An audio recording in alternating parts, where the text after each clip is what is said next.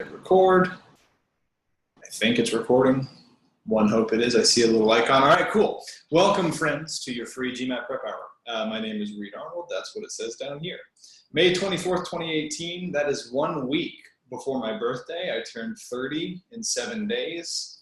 I don't want to talk about it. I don't know why I brought it up if I didn't, but man, it feels a little strange. Thank you all for being here. Tonight, we are going to be talking about critical reasoning games. I'm supposed to show this first, though. Some free options for you from Manhattan Prep. You can come to a class. Our first class is always free. Try it out. Take a test run. You get 1/9 of a GMAT course for no money. That's a pretty good deal.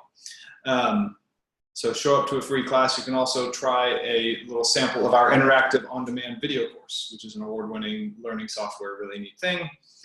Try those out, see how you feel.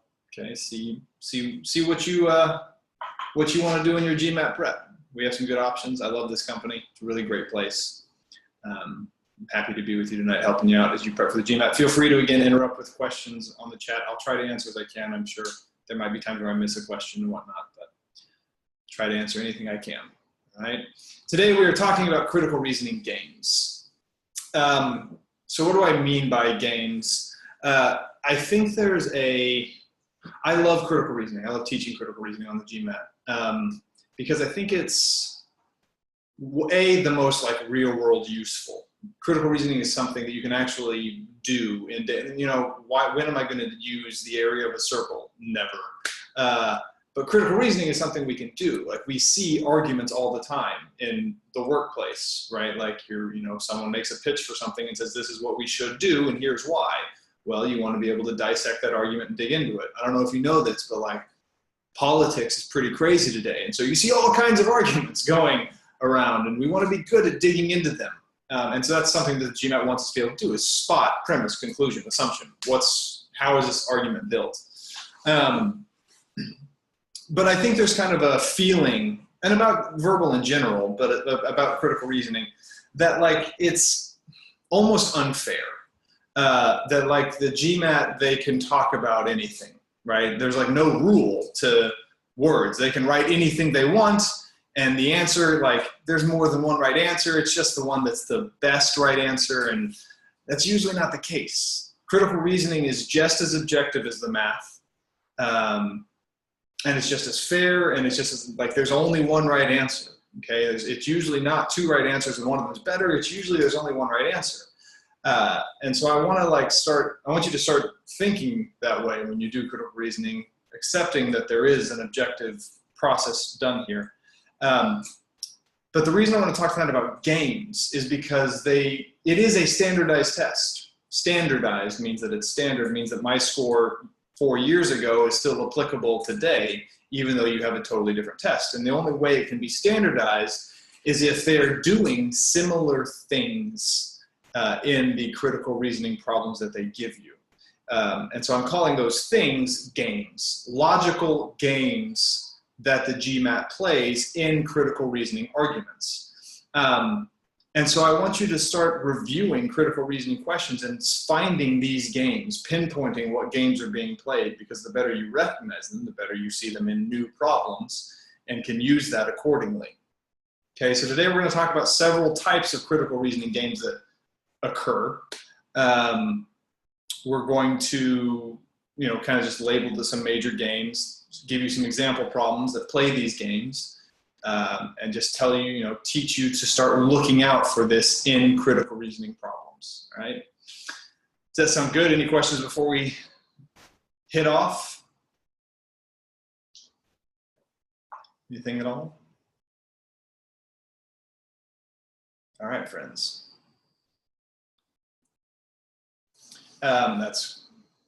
Oh, yes, one thing I do want to know is that there can be several games in a problem.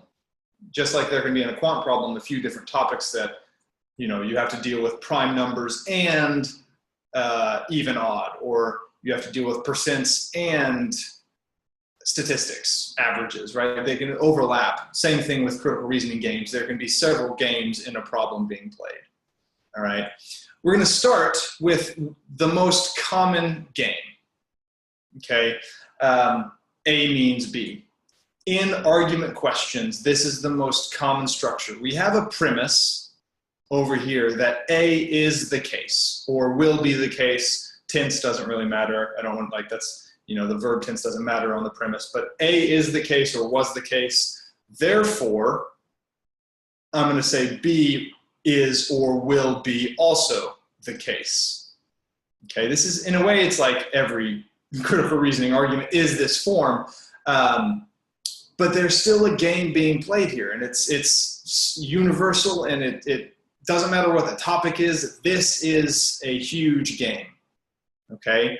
And when you see an argument constructed like this, my question to you is, what should you think about? If I see premise A is the case, therefore B will be the case, what should I be wondering? What do you think? Feel free to type some answers here. I'm curious what your thoughts are.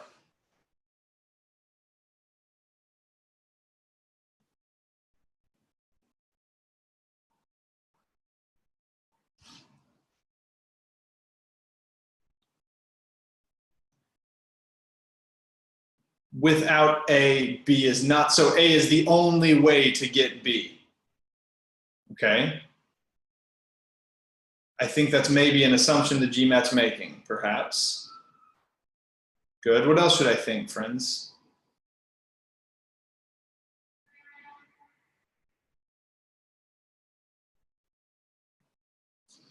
Let's take a look at an example, a simple example.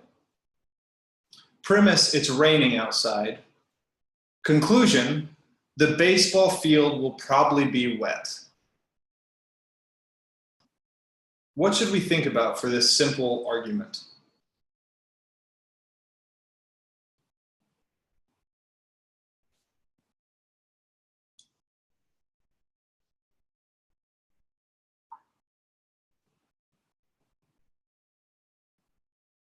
The baseball field is outside.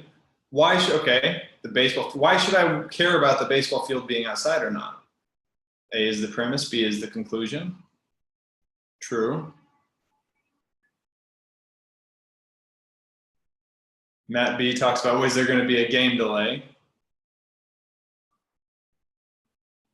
So Dan says, if the field isn't outside, then it wouldn't be wet. And that's kind of where we want to go.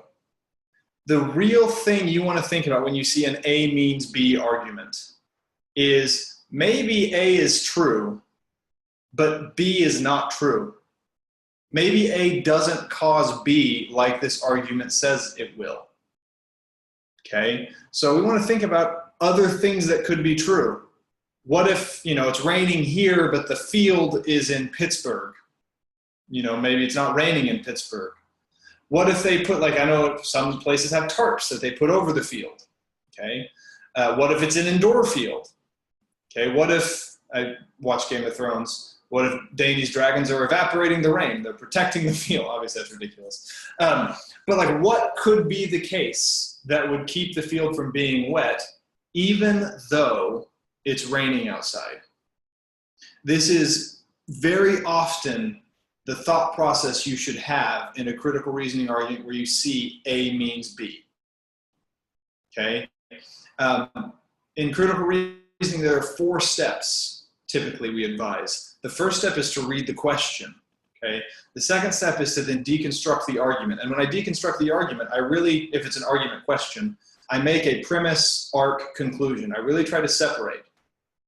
And then step 3 is when I think, what would ruin this argument? If the argument says A means B, what would ruin that? How could A not mean B? And I don't want to dismiss A. That's a game the GMAT plays in wrong answer choices, trying to get rid of the premise. I want to say, given that it's raining, how could the field not be wet? This is the biggest thing about assumption family questions, argument questions, that I really want you to think about. How can we sever the link between A and B, between premise and conclusion? Okay, and you want to do that before you go to your answer choices and really think about how could A be true but B not be true? Because those things are the assumptions. the assumptions take care of those things that would ruin the argument. So I'm going to show you a question that plays this game. I'm going to give you a little bit over 2 minutes. That's about how long you have for a critical reasoning question. Okay, I'm going to go off camera. You can go, feel free guys to put in your answer in the chat. I'm just curious to see what you guys are going to be saying. Okay, so 2 minutes, here we go.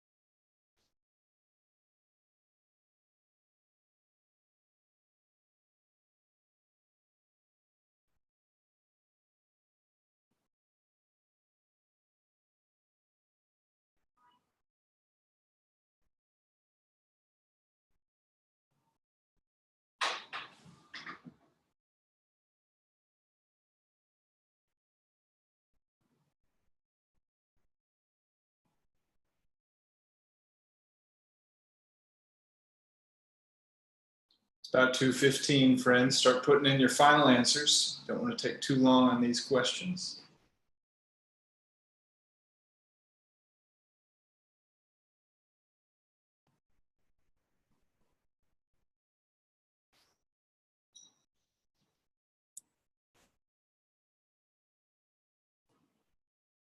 Okay.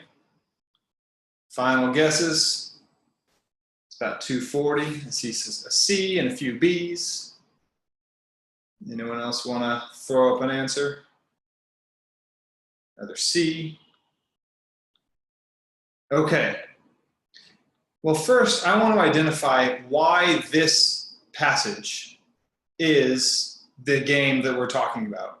So how is this an A means B game? Think for yourself. And if you want to, again, if you want to chat, that's fine. But I just want you to think for, see if you can specify what is the A and how, you know, what is the B? What is the A means B connection that this passage gives me? Everyone think for yourself for 30 seconds or so. Try to specify that.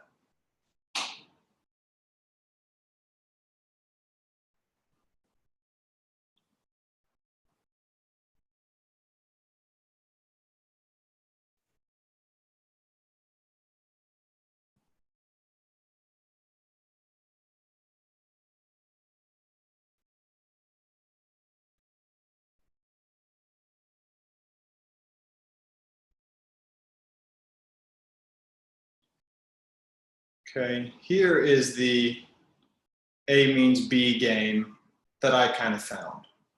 We have we're getting a higher proportion of college grads in the workforce. And we know that college grads have a higher salary. Therefore, the average salary in Cravonia or whatever the country was is going to increase because college grads have a higher salary and they're becoming more prominent in the workforce. Well, the thing to think about here is how could this salary not increase if the proportion of college grads increases, right? Even though this is true, even though grads are getting more common and they currently are paid more, how could average salary not increase? And a few options that popped in my head the first time I did this, maybe that the new grads are going to take lower paying jobs, right? That would maybe not make the average salary increase.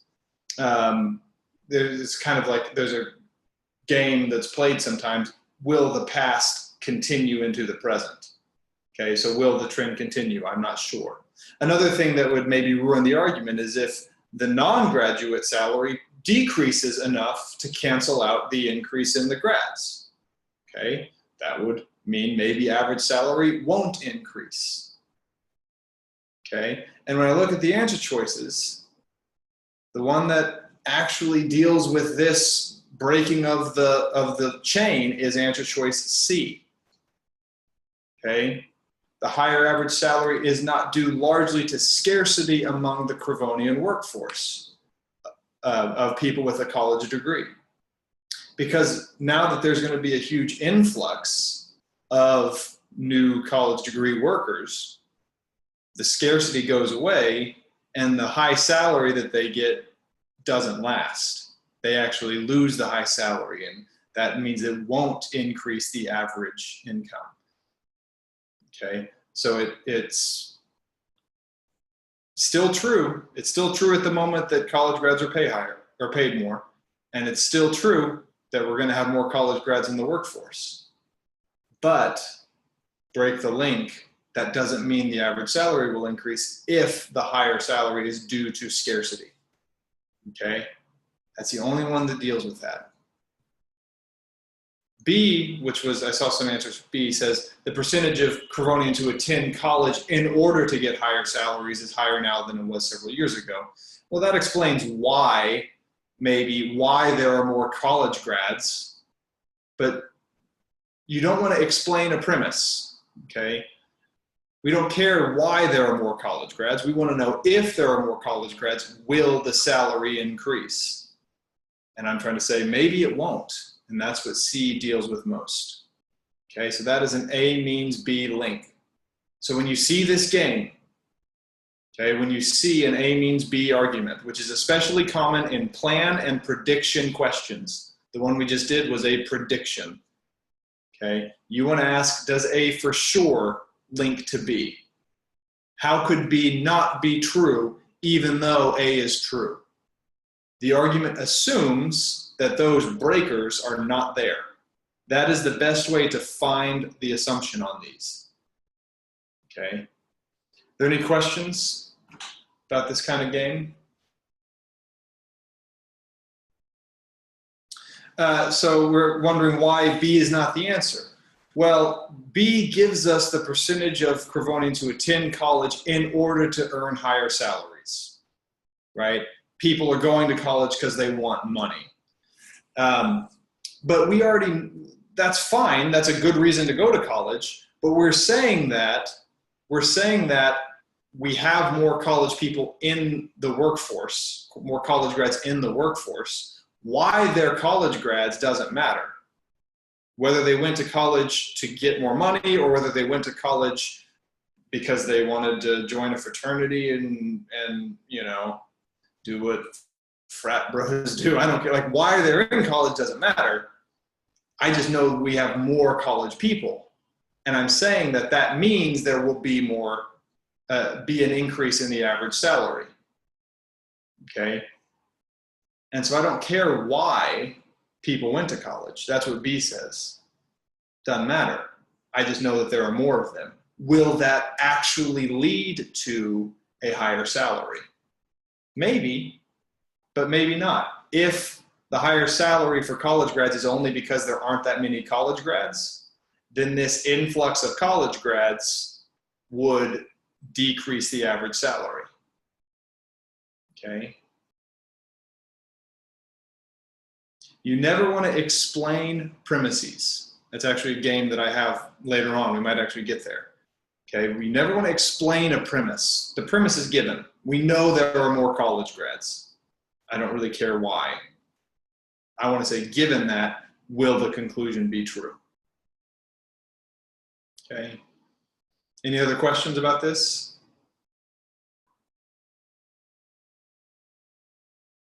Go to game 2.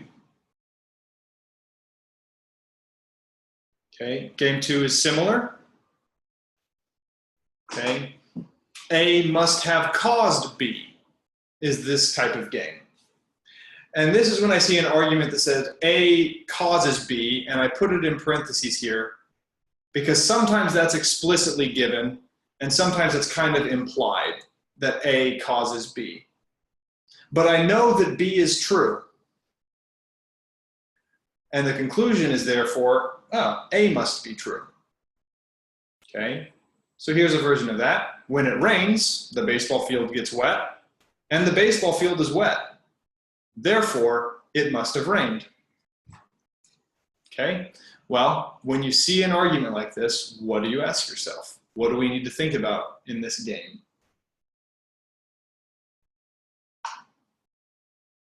Matt, good. Matt's mentioned, like, what about a sprinkler system?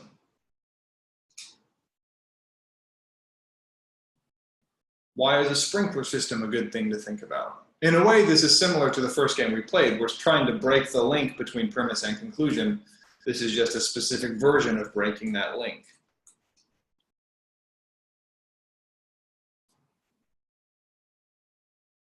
Okay.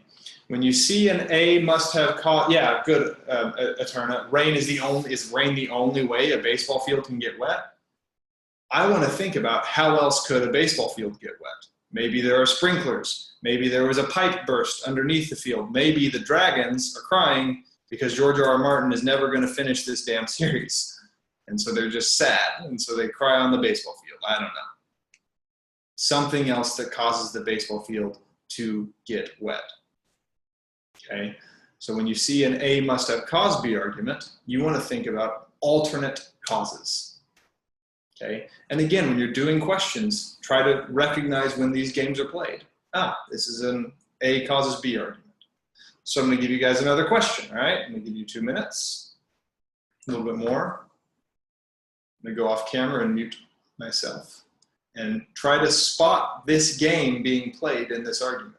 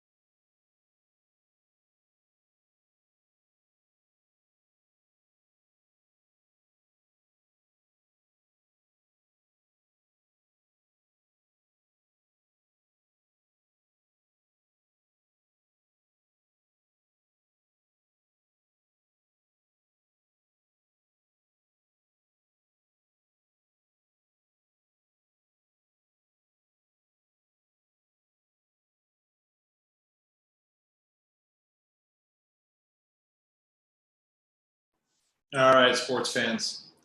That's about 240. Let's put in our final guesses.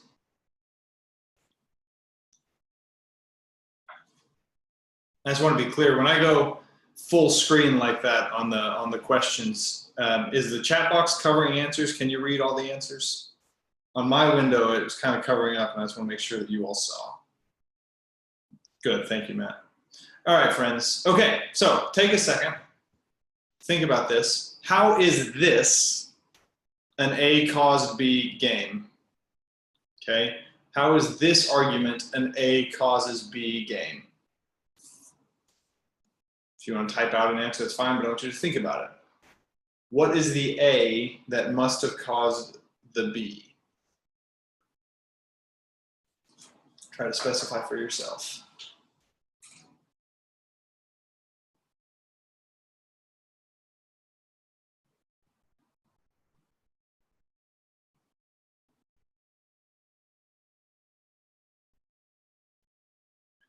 Okay. Here's the A must have caused B that I have. This Ceph region, the mosaics in the region have images that are not from that region. The animals are not from that region. And there are other places that have the same images. Therefore, traveling artisans must have made the mosaics. Okay.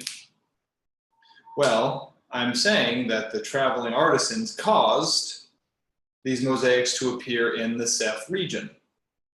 And that's a possible cause. The traveling artisans are the A. Exactly, Elaine. That's exactly right.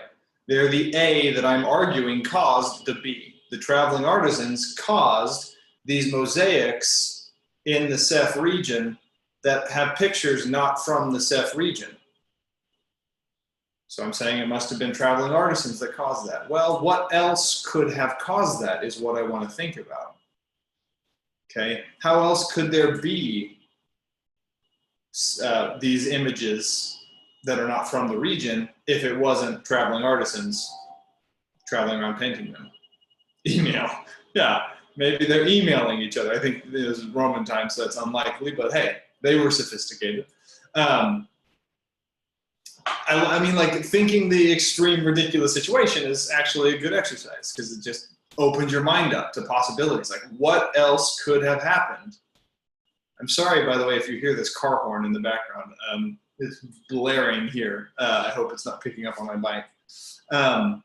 Someone is just laying into it real nice. So what else could have caused the mosaics to exist if it's not for traveling artisans? And the answer that best does that is E, actually. Okay, E is the one that gives you another possibility for how these mosaics could show up. If there was a common repertory of mosaic designs with which artisans who lived everywhere knew, then they didn't have to have a traveling artisan.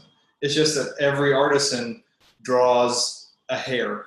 They all draw hares and partridges and these Mediterranean fish. It's the only one that gives you an alternate cause or deals with an alternate cause. Okay.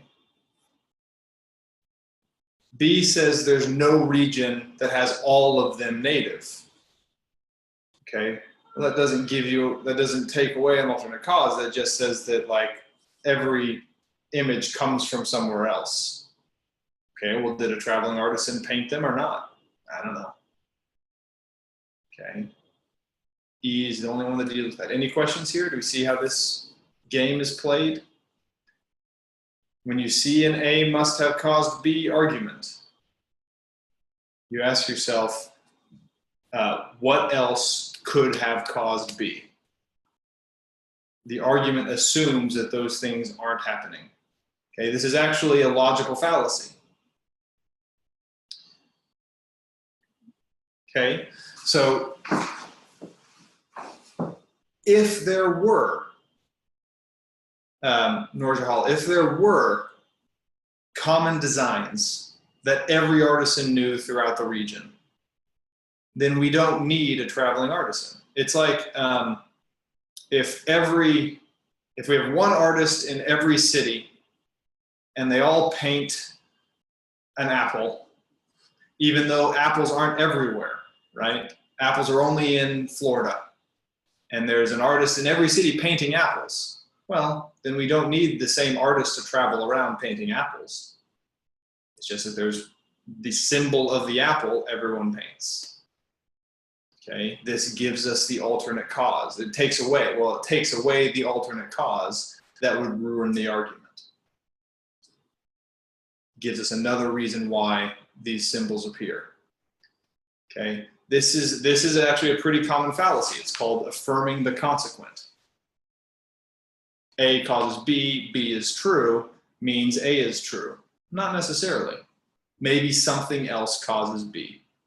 Was A trying to explain the premise? The mosaics are not composed exclusive types of stones found naturally, which I spelled wrong apparently, or someone spelled wrong, naturally in the Sepphoris region.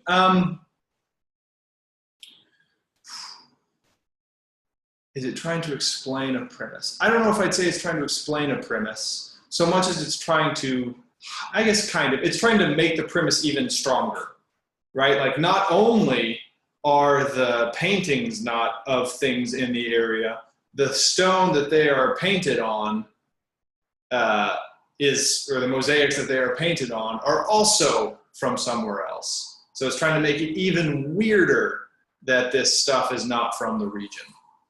Well, we already know something about it's not from the region. We want to know, does it have to have been a traveling artisan? So Elaine, I will give you that you're kind of on point there. That's good. You're recognizing that's kind of the game being played. Yes, do not try to explain premises. Do not try to weaken premises. That's one of the most, they're the most tempting wrong answers on many questions. Okay, I have a game later on again, if we get to it, it's about messing with premises. I don't know if we'll have time today, but I call it premise prodding. You don't want to prod the premise, okay? So in both the critical reasoning questions, sorry, Niraj, I'm trying to read we try to never choose answers that strengthen the situation. Well, it depends. If it's a strengthened question, you do try to strengthen the argument. The question is, how do you strengthen the argument? You don't strengthen the premise. You don't make the premise better. The premise is the premise. If you're going to strengthen an argument, you strengthen the assumption. And you find the assumption by ruining the argument. Okay? So we ruin this argument here, the one on the screen. We ruin the argument by saying, what if something else caused these weird symbols in the mosaics? Weird meaning not from the region. What if something besides a traveling artisan did that? Okay, I'm assuming that nothing else did that. Nothing else caused these mosaic symbols to appear. If I'm going to strengthen the argument, I'm going to make it even more likely that it was the artisans and not something else. A, as Elaine noticed, just makes it stranger that these mosaics, don't come from around here. Okay, so don't affirm the consequent. That is game 2. Game 3. Correlation is not causation. You might have heard this if you've ever taken a statistics course. And this particular game, I just want you all to know this. When I was looking for questions to use for this sample, I found so many that it was hard to choose. In the online GMAT, I'm using from their question bank, from the GMAT question bank, the free questions we can use. So many of the critical reasoning questions were about this. It's a very, very common game. When you see A and B, they kind of happen together. They seem to happen at the same time. Well, so I better change A if I want to change B. Well, what do you want to think about if you see such an argument?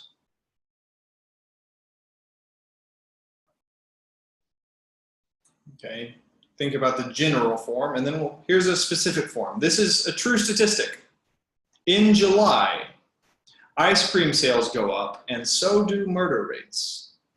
Well, if I want to lower my murder rates, then I need to outlaw ice cream. What do you think about when someone gives you that argument?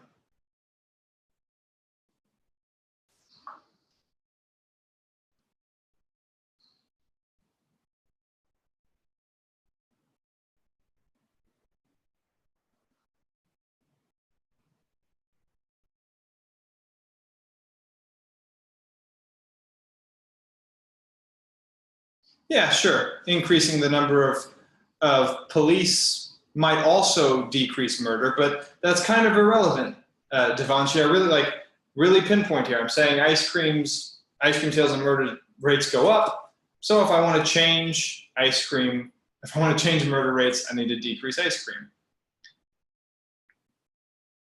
Well, Matt, I never said that it was a weapon.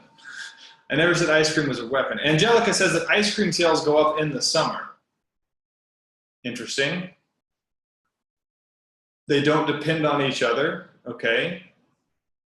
What might they depend on? So maybe they don't, as Norja Hall says, they don't depend on each other. Angelica's noticed this as well. It's hot out.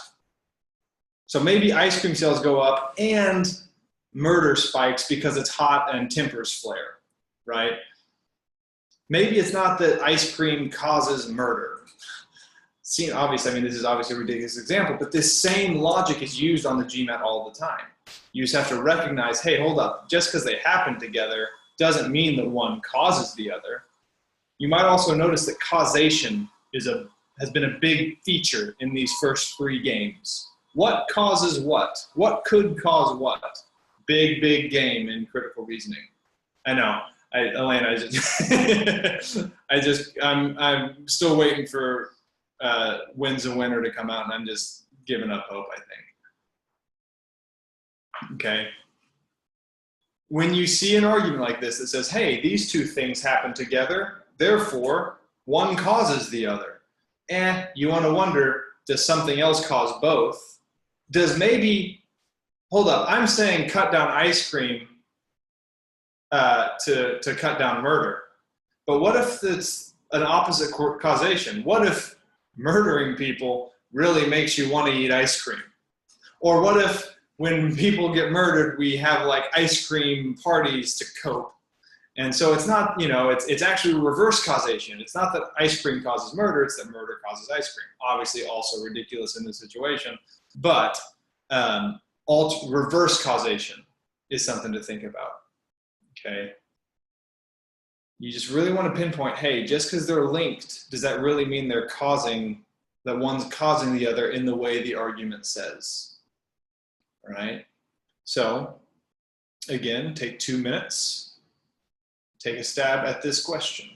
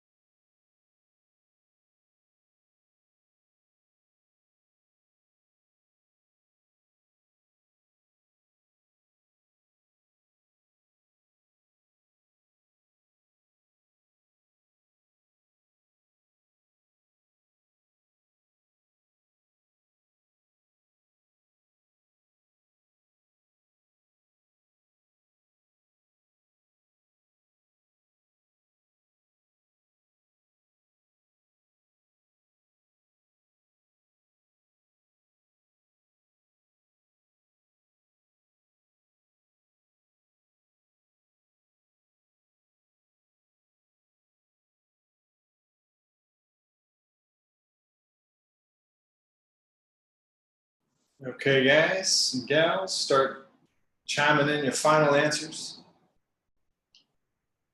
It's 2.5 minutes. What do we think? See some A's coming in. Before we go over the answer, why is this a correlation causation game? What correlation causation game is being played?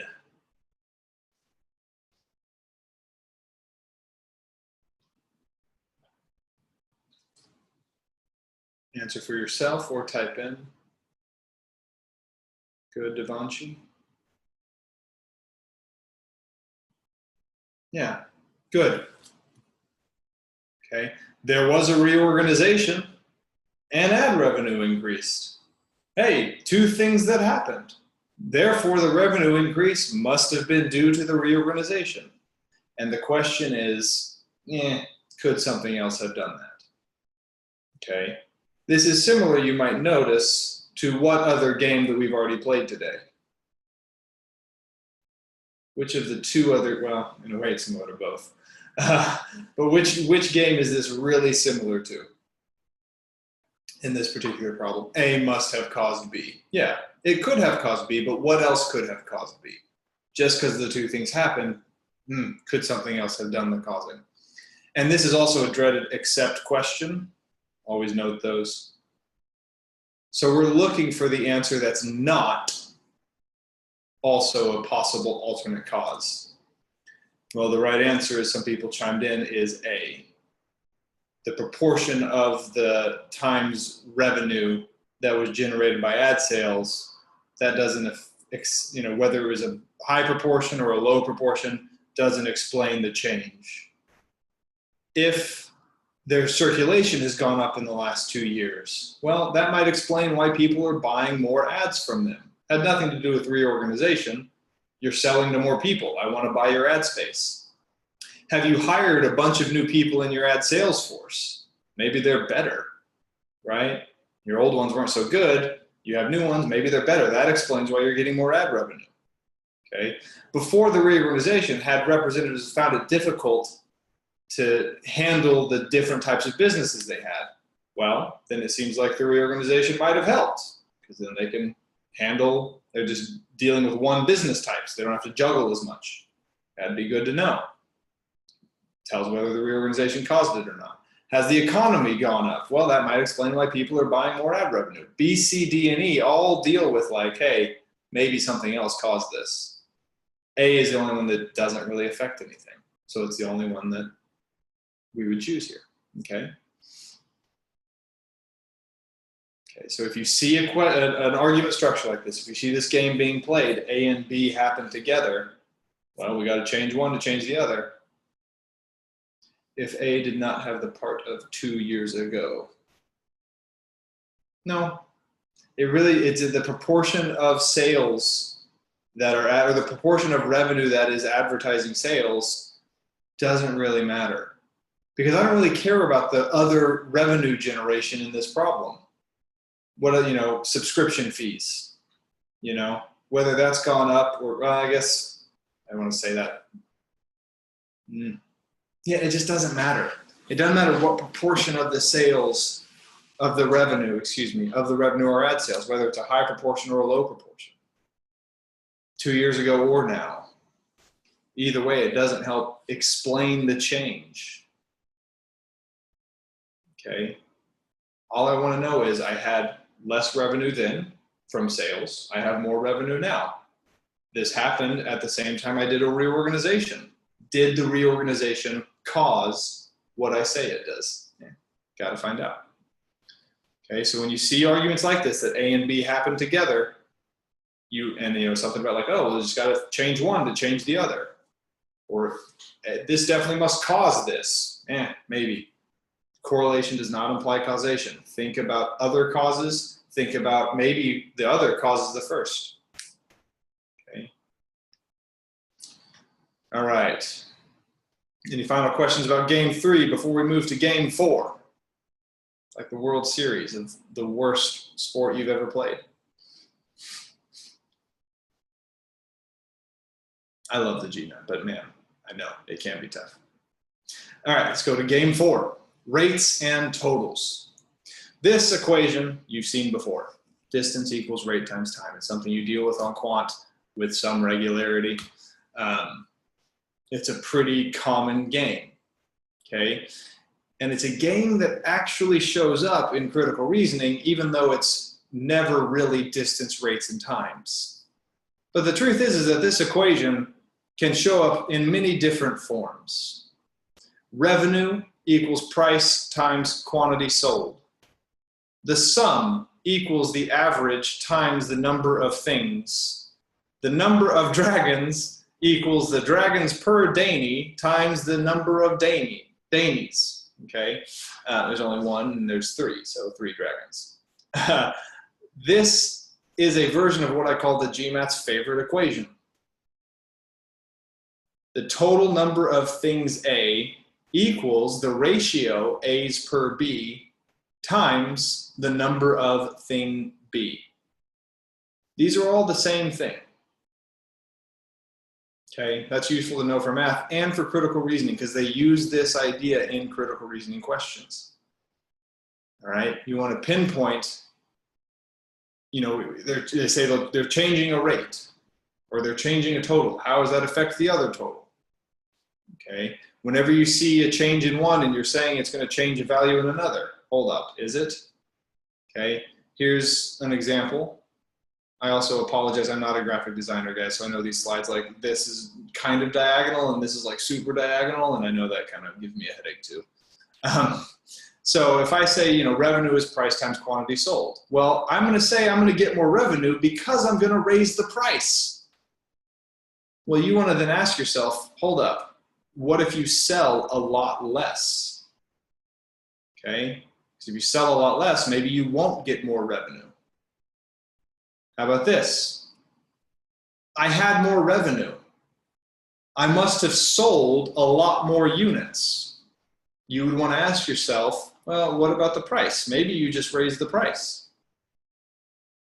Okay.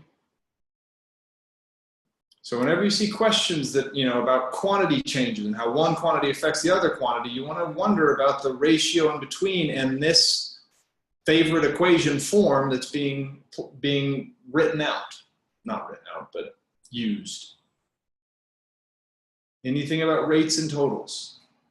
Okay, so here's a sample question. Take 2 minutes.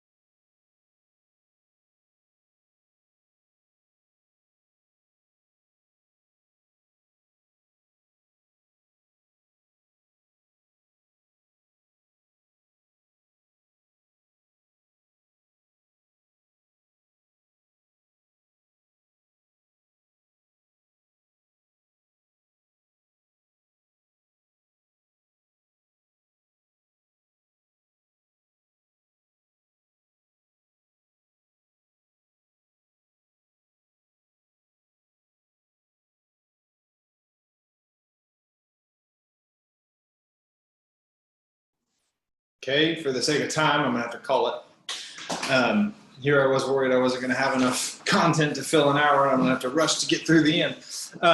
So what rates and totals games are being played here? By the way, I made up this question, so it might not be flawlessly GMAT perfect, but I think it does a pretty good job of getting the idea across. Okay, what are the rates and games, the rates and totals game being played? Well, one is I'm saying my total pollution will go down because my number of trucks will go down. Okay, and that makes me wonder, well, hold up, what about the pollution per truck? Because if that goes way up, then the fact that I have fewer trucks, it might not lead to less pollution. Okay, and this particular version of this equation is why A is correct. Hold up, what if by adding more weight to a truck, the trucks need to use a lot more gasoline? Yeah, maybe I won't reduce pollution or the carbon footprint. C, the number of semi-trucks that will be put out of commission, I know that there's going to be fewer semi-trucks. I don't need to know the exact number. It tells me that there will be fewer semi-trucks on the road. Okay, so I don't need to know the exact number that is done. Yeah, they do focus on the semi-trucks. Definitely, and that's why A is relevant. It does need to be about semi-trucks. That's why D is not relevant to this argument. But C is like, I already know that there's going to be fewer semi-trucks on the road. All right, I want to know if that will indeed lead to, again, this is a standard game, A causes B, will this indeed lead to less pollution?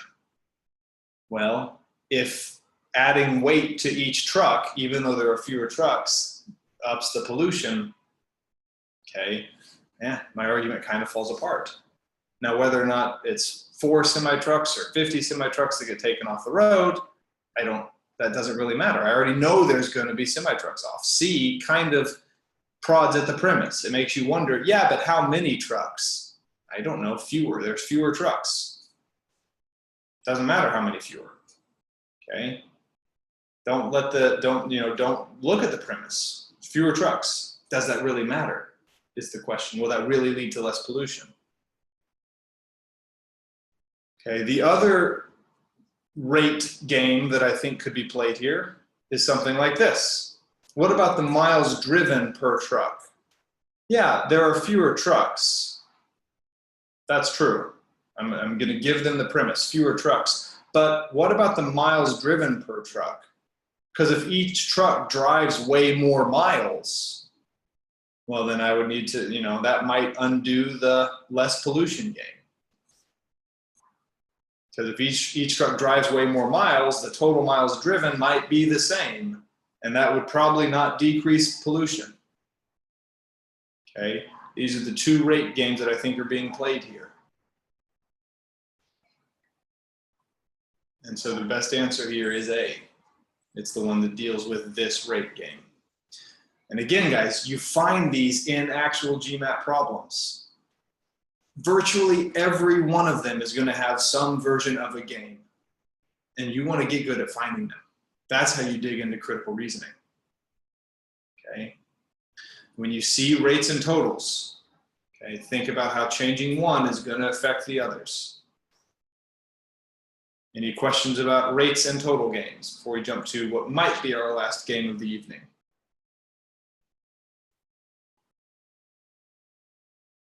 Okay. This last game I'm calling special samples. Special sample, a special sample game. Premise, hey, I see a group of A's, a group of things that are like this. Conclusion, all A's must be like this. Okay, now I think we know exactly what the problem is, right? Hold up, what if there's a special thing about that group? Okay, here's an example. In my iTunes library, the music that was made in the 70s is so much better than the modern music. Conclusion, music in the 70s must have been just way better than music today. But hold up, is there anything special about the group of music that I have? Is there anything weird? And so whenever you hear someone say that, like, 70s music is way better, you can just like, you know, yeah, hasty generalizations, Elaine, is a good way to put it, without thinking of, hold up, what about this group that you're using? You'll hear it all the time. People are like, 70s music was so much better, man. And you're like, no, it's not. It's just that you don't listen to the bad music from the 70s. No one listened to it after 1981. We collectively forgot about it because it was terrible. It's not that music from the 70s is better. It's just that the music that we listen to from the 70s is better because we've picked the best from the decade. Also, maybe Danny's Dragons ate all of the bad 70s music. I don't know.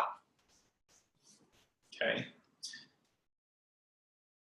You got to wonder about the group that you're using. So here's an example of special groups. Oh, actually, wait, before I do this, we've seen a question like this today. We've seen a situation where it's like, hold up, is the group that we're dealing with special? Think back on the questions we've done. Can you think about what question had dealt with, hold up, is the group special for some reason?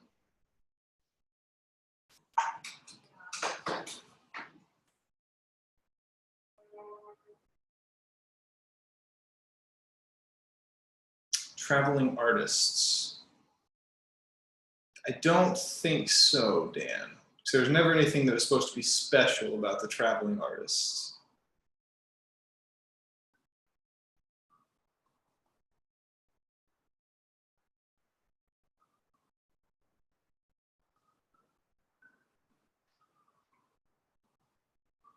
I'm going to say the one I had in mind, and there might have been more than one, was the college graduates in Cravonia.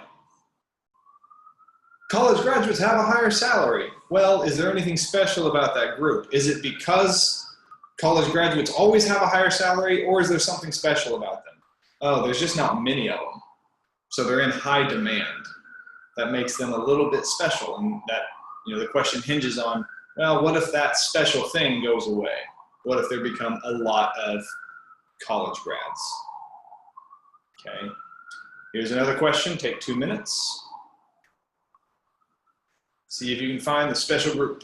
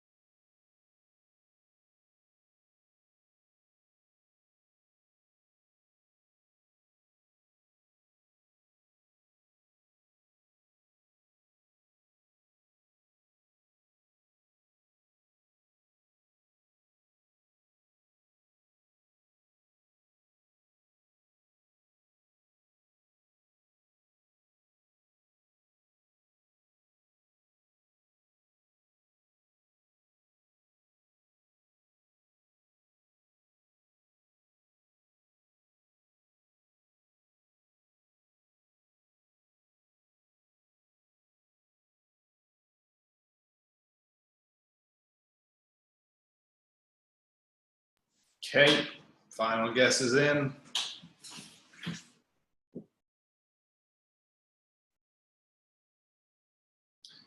We have an argument. It's a little bit like this. Hey, computer owners watch less TV. Therefore, using a computer must decrease TV use. Okay. Well, that's the argument that some people make. Our argument says that this argument is bad. We're trying to weaken this argument, essentially. This is phrased like a strengthener. This is an interesting question because it seems like a strengthener, but really we're trying to weaken a counter argument. Computer owners watch a lot less TV, therefore using a computer must decrease TV use. Okay, well, hold up. Is there anything special about this group of computer owners that we're looking at? Is there anything besides, like, you know, is it really the computer that causes it, or is there something special about them? And that's why the correct answer is C. Computer users don't typically watch, they just don't watch a lot of TV. They're just the type of people who don't watch a lot of TV. Okay. You also notice this is related to there's some correlation causation going on, right? Watching little TV is correlated to using a computer.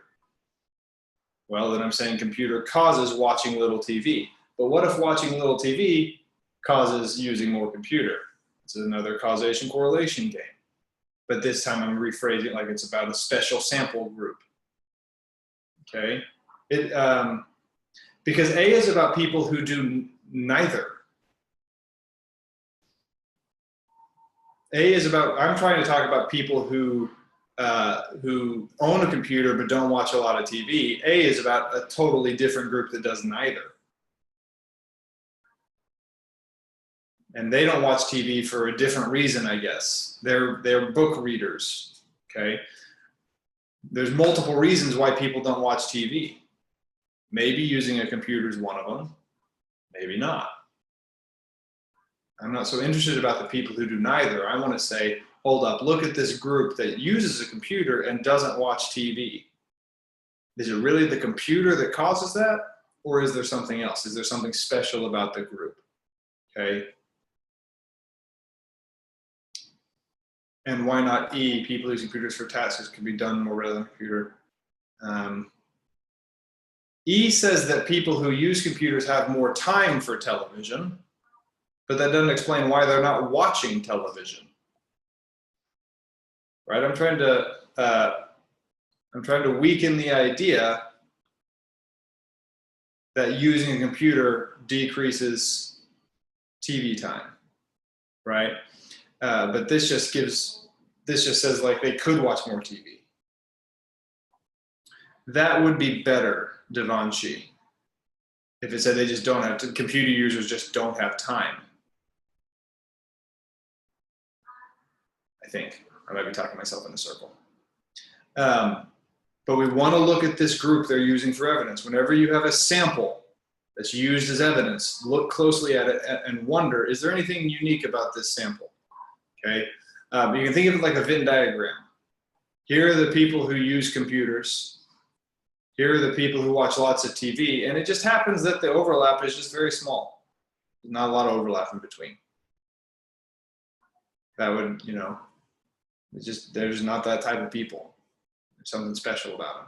I also like to use a graph kind of like this that shows this little island of isolation. For some reason, this image helps me. There's people who watch a lot of TV, and there's people who use a computer and don't watch a lot of TV here in the center. And it's not the computer that causes that. It's just that they're on a little island of non-TV watching. Okay. And I like this kind of thinking happened in real life a few times. And I like to show these examples, and we'll finish up here in just a minute. In the 1800s, there was a town in England, and a lot of people were dying of cholera, which is a bad illness. And this one doctor was like, hey, I think it's the water that's coming out of this tap in this neighborhood that's killing all these people. That's why they're getting cholera. And because people didn't know about germs, everyone just laughed at him like, oh, you're crazy. The water can't be giving them cholera. But he noticed, the reason he figured this out was because there was a brewery in the neighborhood and they weren't getting sick. Why? Because they were only drinking beer. And the doctor realized, hey, these people who are on this little island, there's something special about them because they're not dying of cholera. Everyone else is. What's going on? And he realized that, the water was the illness. Okay. And so he actually broke the tap so that people couldn't get the water. Another kind of famous example was in World War II. The Allies were wondering where to put armor on their airplanes. And all these planes kept coming back with bullet holes in them. And so they were saying, okay, here's where our planes are getting shot because here are the bullet holes. We need to put armor there. Until a wise statistician said, no, you don't put the armor there because these are the planes that are coming back. And if they get shot there, they seem to be doing okay. It's the planes that are not coming back. They're getting shot everywhere else. So put the armor where the bullets aren't, which I thought it's just a really clever example of real life critical reasoning and finding out, oh man, the obvious thing is not the case because our sample is weird. We have the sample of planes that come back. We're biased. What about all the other planes? So when you see samples, I notice that things are like this. Look at that group of sample and wonder, is there anything weird about it? What's weird about that group? Why are they special? Okay. Yeah, man, it's a really cool story. Really cool story of like, oh, hold up. We have a special group situation. We got to think about this a little more carefully. So these are just 5 games. There are many others. One of them I wanted to talk about was premise prodding. Okay. But we've mentioned that. Just you want to not mess with the premise. Some other games, proportion versus actual values, messing with premises, relationships versus absolutes. Having more money is not having, I have more, Bill Gates has more money than me. Now, let me say this. I have less money than Bill Gates doesn't mean I don't have a lot of money. That sounds weird. I don't. But the fact that I don't have as much money as Bill Gates is not the reason why. So this, like, a relationship and a comparison doesn't mean anything about absolutes. No, like specifying the scope of the argument. What's the argument really about? Sometimes they'll shift away from that. You'll see answer choices that talk about like, we have other options, or this is our only option, and you'll find that those are incorrect. Groups and subgroups, that's related to what we just talked about, special subgroups. So like parts and wholes, how does the part relate to the whole? How does the whole affect the part? These games appear a lot, and when you're studying critical reasoning, you want to start finding them, okay? You want to dig in. Again, virtually every question is going to have certain games, and over time, you need to start making connections like, oh, this is like this problem, this is like this problem, okay? Don't just say, the reason people get rid of wrong answers. The passage didn't talk about it. That doesn't mean anything. Sometimes the right answer is about something the passage didn't talk about. Okay, really understand the logic that they use underneath the words, because 2 passages can be about totally different things, but use similar games at heart. And that's what I want you all to start finding. That's kind of what I'm hoping to foster in you as you continue your GMAT studies. All right, friends, I will stick around for any questions. I'm going to go ahead and stop the recording. But I thank you all for being here tonight. We have courses coming up. Check out manhattanprep.com/GMAT/classes. Feel free to email me with any questions you have concerning tonight's lecture or any GMAT question at all. Hope to hear from some of you. Hope you're doing well. I know some of my students are here. Hi, good to see you digitally. Have a wonderful night and good luck in your GMAT studies.